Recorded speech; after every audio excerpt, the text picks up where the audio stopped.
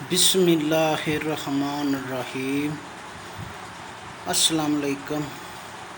मस्जिद निम्रा के बारे में आज हम आपको बताएंगे कि मस्जिद निम्रा कहाँ वाक़या है और मस्जिद निम्रा का शुमार किस मुल्क में होता है। ये सारी मालूमात हम आपको वीडियो में बताएंगे और मस्जिद निम्रा किस मकाम पर है, ये सारी मालूमात हम आपको इस वीडियो में दिखाते हैं।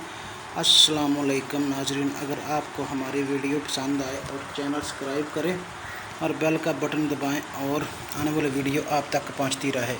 जी चलते हैं अपनी वीडियो की तरफ और आपको बताते हैं मस्जिद निम्रा के बारे में। ये जगह इसलिए मुक़द्दस समझी जाती है कि क्योंकि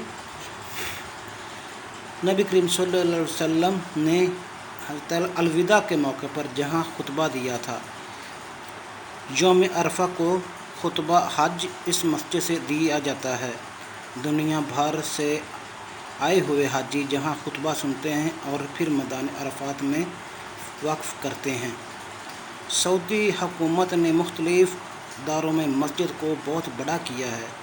आज ये 27,000 मुरबा मीटर से ज़्यादा रकबे पर फैली है। इसमें तकरीबन 4 लाख नमाजी एक वक्त नमाज पढ़ सकते हैं। मस्जिद के 6 बड़े मीनार हैं और जदीद सहूलत मौजूद है। मस्जिद का एक हिस्सा अरफात में और एक हिस्सा वादी अज़ाराना में है। शरई एतबार से वक्फ़ अरफा मैदान अरफत में होता है, इसलिए हाजी वक्फ़ के वक़्त अरफात वाले हिस्से में रहते हैं। खुतबा हज जहां से माइक और लाउड स्पीकर के ज़रिए पूरे मैदान अरफत में नशर होता है।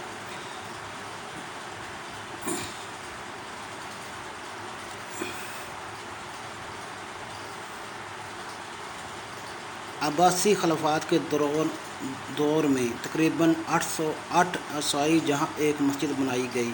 ये जगह इसलिए मुक़द्दस समझी जाती है क्योंकि नबी करीम सल्लल्लाहु अलैहि वसल्लम ने हज़रत अलविदा का मौके पर जहाँ खुतबा दिया था।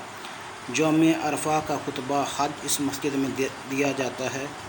दुनिया भर से आए हुए हाजी जहाँ खुतबा सुनते हैं और फिर मैदान अरफत में वक्फ़ कर देते हैं। सऊदी हुकूमत ने मुख्तलिफ़ दारों में मस्जिद को बहुत बड़ा किया है। आज ये 27,000 मुरबा मीटर से ज़्यादा रकबे पर फैली है।